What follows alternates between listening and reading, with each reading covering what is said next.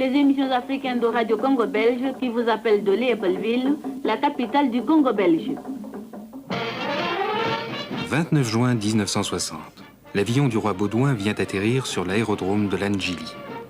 Après quelques hésitations, le futur président Kasavubu prend place à la gauche du roi dans la voiture officielle qui se dirige vers le Palais des Nations. Le souverain répond à l'invitation qui lui a été faite d'assister aux fêtes de l'indépendance qui se dérouleront demain. Monsieur Van Lieshout, cinéaste amateur, a vécu et filmé en témoin privilégié les principaux moments des 29 et 30 juin 1960. À l'époque, quelle fonction exerciez-vous au Congo?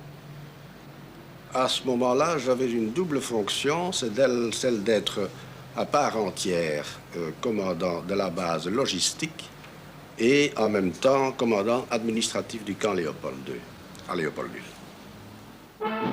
Dans le programme fort chargé des festivités, une cérémonie est passée sous silence. Monsieur Van Lieshout est le seul à posséder un film sur cette cérémonie au cours de laquelle le drapeau congolais est présenté pour la première fois devant la troupe. Situons-nous à peu près la veille de cette cérémonie où j'ai reçu un officier de l'état-major qui venait de la part du commandant en chef me proposer d'organiser les prises de vue, si possible, en 16 mm, puisque j'avais la caméra 16 et la caméra double 8. J'ai refusé de le faire, me disant qu'au fond, il existait un service officiel, le service de l'information du gouvernement général, équipé comme pas deux pour faire une prise d'image convenable. Et l'officier m'a répondu que le général ne désirait voir personne d'autre que les militaires à cette cérémonie. Donc, il écartait d'office une prise de vue par un service bien organisé. Ayant appris qu'il n'y aurait pas de film officiel de cette cérémonie, j'ai quand même tenu personnellement à en avoir le souvenir. J'ai heureusement trouvé à domicile, libre de ses heures, l'ami Henrioul du Ciné-Club.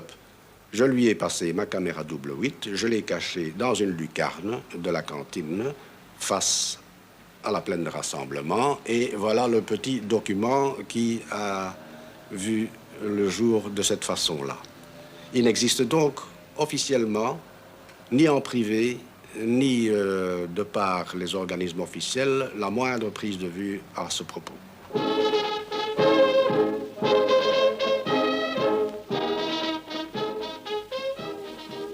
Nous sommes là le 30 juin à 7h30 du matin. Vous voyez la troupe rassemblée pour la cérémonie de passation des drapeaux. C'est-à-dire que le drapeau de l'armée nationale congolaise, nouvelle appellation de la force publique, va donc prendre la place devant la troupe après avoir rendu les honneurs et assisté au départ du drapeau tricolore belge. Pourquoi ici n'a-t-on pas voulu ni inviter officiellement les officiels, ni le public noir et blanc de Léopoldville? Point d'interrogation, je pense que c'est une décision du commandant en chef, du général Janssens. Il a pris ses responsabilités. Avait-il un motif? Faire cette manifestation sur la place publique risquait peut-être, de la part des Congolais, de provoquer des réactions très méchantes et très désagréables au moment même de cette manifestation, de ces cérémonies attendues pendant la journée. A-t-il eu raison? A-t-il eu tort? Personnellement, je dirais non, étant donné que, de la part des Congolais, qu'est-ce qu'on pouvait craindre? Rien, plutôt espérer qu'ils applaudissent largement, étant donné qu'ils voyaient partir le symbole de la présence belge et être remplacés par le symbole de leur nouvel État à eux. Donc, ils ne pouvaient qu'applaudir à cette cérémonie. Les civils n'étaient pas invités, mais ils étaient au courant de la manifestation. Pas du tout. Quand j'ai présenté ce film, d'abord en petit comité ici à mes amis congolais, parmi lesquels se trouvait le dernier gouverneur général, M. Cornelis, il a été saisi à la vue de ce film, surpris de constater que cette cérémonie qui était une cérémonie grandiose, s'est passée dans le cadre strict entre militaires et que lui, au fond, n'avait pas été prié d'assister à cette grande cérémonie. Il représentait tout de même, et c'est le gouverneur général à cette époque, gouverneur général qui représentait la Belgique au Congo et qui en même temps était le chef militaire également.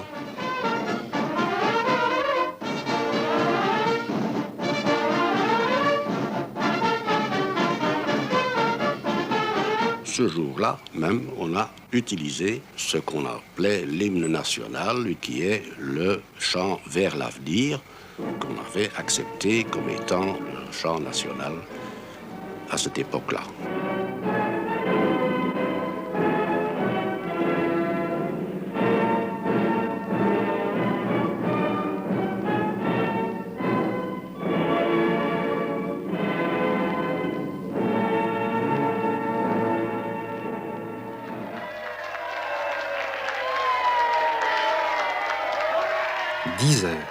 Une foule nombreuse accueille le roi, venu assister au Te Deum, chanté pour la première fois dans une église de la cité indigène.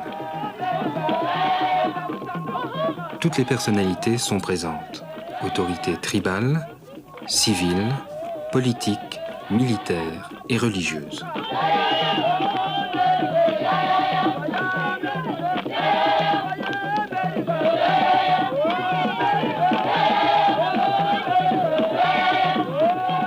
Après le Te Deum, les voitures officielles se dirigent vers le Palais des Nations.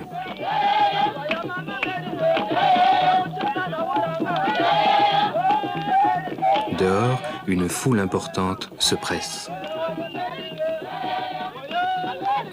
Le discours du roi est suivi par celui du président Kasavubu.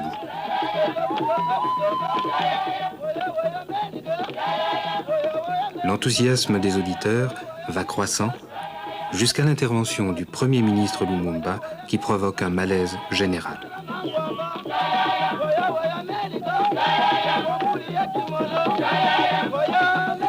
On assiste alors au départ précipité du roi et de certains diplomates. En ville, des danses expriment pour un moment la joie d'une journée d'indépendance.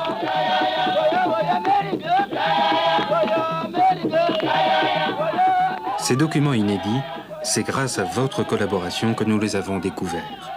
Nous cherchons d'autres films, d'autres photos. Tous les sujets vécus nous intéressent.